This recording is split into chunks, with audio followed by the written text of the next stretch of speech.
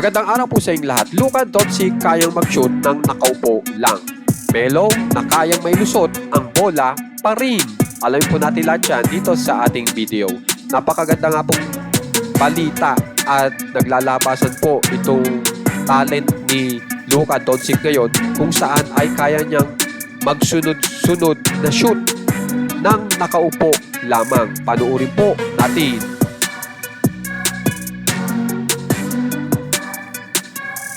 So yan po si Luka Doncic, nakaupo lamang at nakarelax. Tingnan nyo naman, kaya niyang mag-shoot ng nakaupo. At kung mapapansin nyo, nakakadalawang shoot na yan. Tapos yan yung ikatlo. At ito po yung ikaapat na talagang napapatingin na nga po ang mga manonood.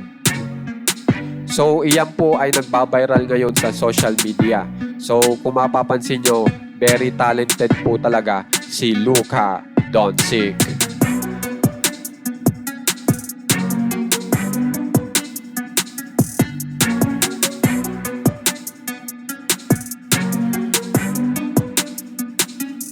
Samantala, hindi lang po si Luka Doncic ang talented, pati rin po si Melo. Dahil po nakayanan niyang mag 3 points na kung saan ay talagang nakatagilid na po siya. So, panoorin po natin.